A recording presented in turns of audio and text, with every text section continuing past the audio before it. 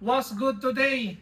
In this video, tuturuan ko kayo kung paano maispatan ang fake na Adidas CNY Tang Jacket. Marami nang lumabas na high quality ngayon kasi before kaya nating manotice sa packaging pa lang, sa tag pa lang, yung mga fake. Ngayon may malupit na eh. Meron na rin QR code. Pero hindi yan tatagos kay Kuya What's Good. Ngayon isa-isay natin yung mga red flag para makaiwas ka sa pag-purchase mo ng fake. Ang masakit dyan, baka hawak mo na. So, ang payo ko ito number 1 na payo ko. Pakipag-transact ka sa legit na shop, legit na reseller, legit na seller. Yung yung talagang subok mo na legit yung mga binibenta nila. Number 1 yan. O ito, check na natin isa-isa yung mga red flag dun sa jacket. Meron tayo ditong legit, tsaka meron tayong good quality na fake. Good quality na fake. Sige, tignan na. Open natin yung legit. First, kita mo naman na number 1 yon, yung packaging, ganito dapat yung plastic niyan. Ganito yung plastic, local release, international release, kahit anong bansa, ganito yung plastic. Yung may Adidas logo na plastic, yun yung bad fake, bad quality yun. Yun yung pinaka low end na fake. So ito, good to. Okay, ito, physical, legit check tayo sa physical na jacket muna. In natural light, kita mo na yung difference kagad nila. Ito yung legit ay nasa taas, fake yung nasa baba. May pagka dark gray yung yung legit. Yung medyo off yung color niya. Medyo mas matamla yung color niya. Okay, that's number 1. Number 2, i-touch nyo po yung Adidas logo. Yung sa legit, medyo emboss siya. Doon sa fake, flat.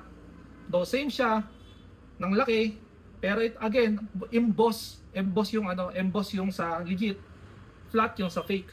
Number 3, yung button niya, nung parang pinaka-Chinese niya, magkaiba ng color in actual natural light. Magkaiba sila ng color, may pagka-brown to, ito naman may pagka-white, close sa white. Tapos ito, pagdikitin ko mas maliit dapat yung ito, ewan ko na tawag dito, yung ball. Yung ball na to dapat mas maliit. Ito naman yung sa fake, ang laki, sobrang laki. Lahat ng Adidas CNY Tang jacket ko, halos lahat ganito kalalaki. Maliliit lang. Yung sa kanila naman, yung sa fake naman, ayan, parang very rubbery. Tapos ayun, may kalakihan nga naman. Iba yung color talaga, very different. Sa suede quality naman, suede, parehas naman sila. Talagang sa color lang talaga nagkakaiba. Ito naman, dahil nga nabangga ko na rin siya sa ibang mga stocks natin, ito kagad yung na-notice ko. Sobrang haba nitong size tag niya. Compare doon sa legit na maikli lang. Ayun, abutan pa nga nyo, so sobrang haba. Tapos, okay, same material naman. Same texture. Yung brand logo naman, ganun din, mas mahaba rin yung sa fake. Ito yung legit ay nasa baba, ito yung fake yung nasa taas. Mas mahaba na naman yung sa fake, sa legit, maiksi lang. Tapos, iba na yung quality ng tag niya. Tapos dito na nagkakatalo. Lagi nilang sinasabi pag may QR code, legit. Ito na yung QR code, tignan nyo pagmasdan nyo. Hindi ko muna papakita, pipintahan muna natin. Ito yung QR code, pagtabihin natin. Focus mo rata. Okay. Ayan, kita ba? Kita no, kita. Okay. Ayan yung QR code iba na yung iba yung material. Ito yung ilalim nito QR code iba na yung material niya, iba yung text, off yung color nito, off yung text niya makakapal. Yung sa legit maninipis lang. Tapos again, parang plastic yung material kasi nitong sa QR code ng legit. Ito parang yung sa tag talaga na regular. Okay. So kita mo na yung difference ng text, di ba?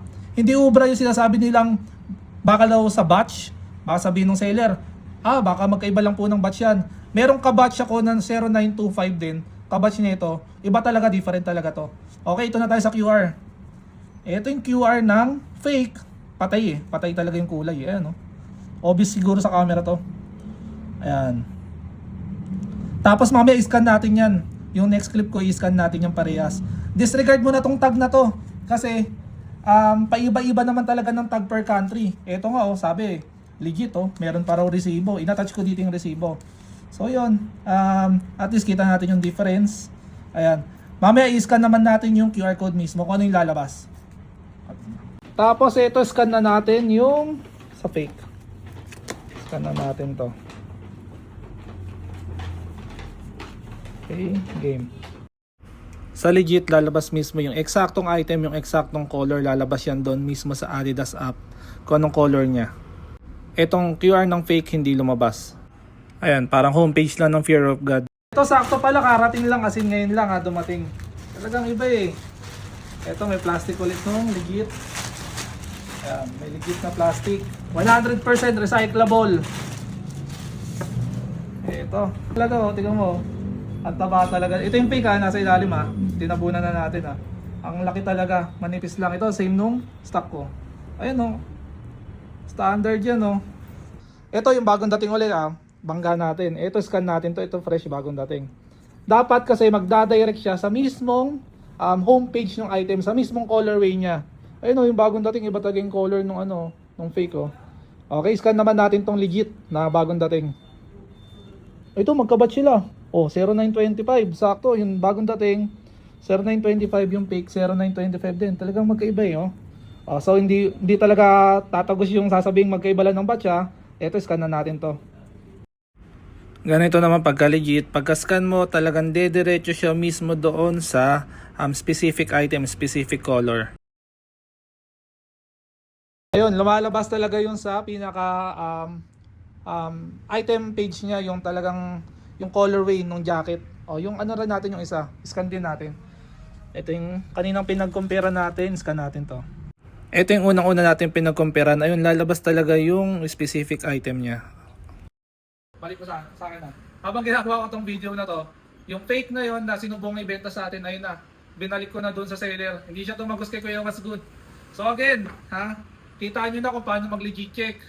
Maiwasan nyo na yung tulad nung nangyari sa akin. Buti na lang kamo yung seller, nakausap natin na maayos na ibalik natin yung item. Upon our legit check, yan. Talagang legit check namin lahat ng mga item na dumating sa amin. Hindi kami yung bara-bara na porque legit seller sila, legit seller yun eh. Legit seller yung kausap ko eh, legit daw siya eh, may ano raw siya eh.